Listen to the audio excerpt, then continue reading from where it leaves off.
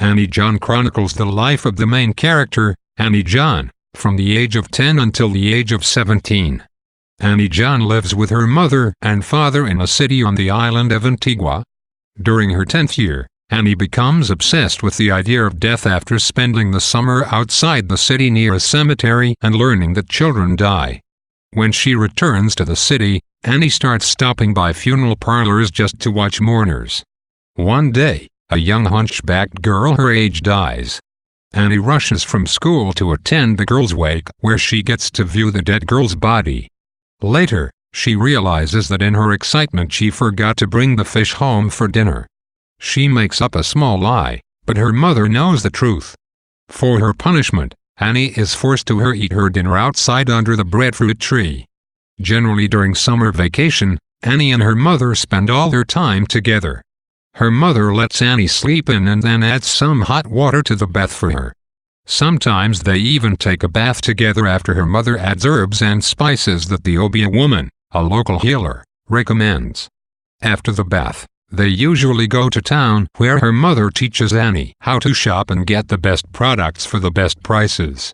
Annie thinks that her mother is very beautiful and very wise. Mrs. John grew up in Dominica but came to Antigua when she was 16 following a conflict with her parents.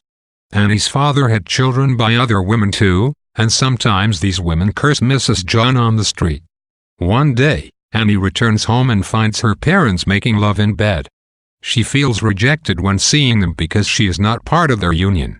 In particular, she feels angry at her mother's neglect of their special relationship and starts to view her coldly. When Annie starts school, she becomes best friends with Gwen. Annie is the brightest student in the class whose essay on the first day of school is praised. Although liked by the teachers, Annie also is popular with the students since she stands up for everyone, is good at sports, and makes rambunctious jokes when in private. Annie and Gwen walk to and from school together every day.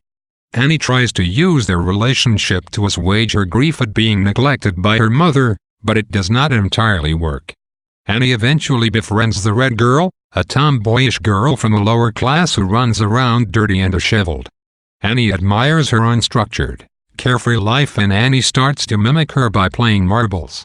Annie also begins a pattern of petty thievery to buy the Red Girl presents and lies daily so that she can meet up with the Red Girl after school.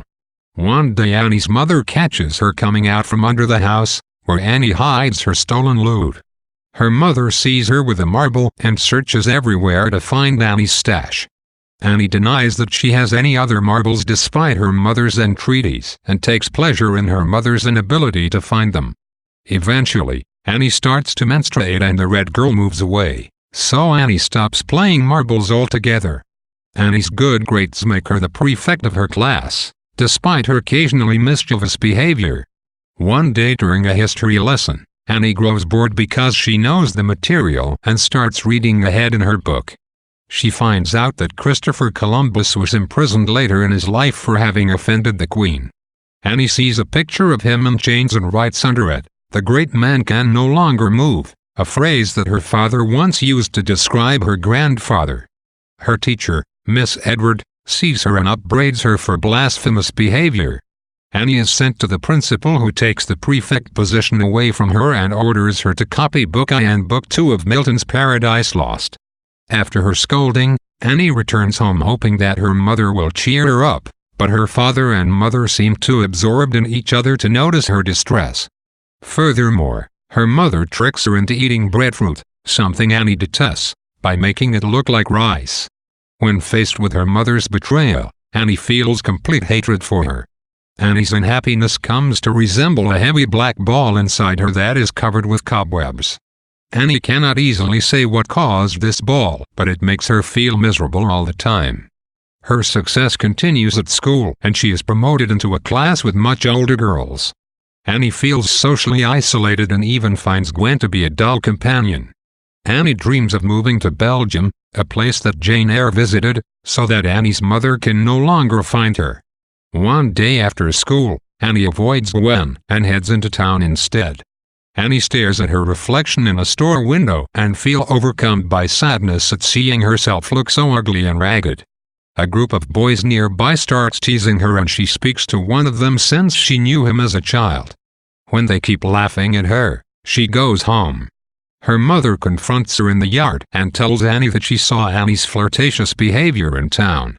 After her mother calls Annie a slut, Annie loses her temper and says, "Like mother, like daughter." Her mother then says that she always loved her best until that moment. Annie senses that something dark has come between them. At dinner that night, Annie tells her father she wants her own trunk like the one that her mother has. Annie suffers a mental breakdown that coincides with a 3-month rainstorm and becomes bedridden. In her sickness, her behavior reverts to that of an infant. She cannot be left alone, she wets her bed, and she needs help eating. Both the local doctor and an Obeah woman treat her, but she remains ill. Eventually, her grandmother, Machess, comes. She heals Annie Knight with her powerful knowledge of Obeah, but from holding her throughout the days. After Annie is better, they notice that she has grown even taller than she was. She has to get a new set of clothing before returning to school. Finally, Annie turns 17 and decides to leave Antigua to study nursing in England. Now she looks forward to living a separate life and being away from her mother. As she walks to the boat with them, she remembers her young life with its warmth, but acknowledges that there is no space left for her at her parents' house. Her parents wave goodbye as she disappears on the boat, and Annie lies in her cabin with expectations of the future.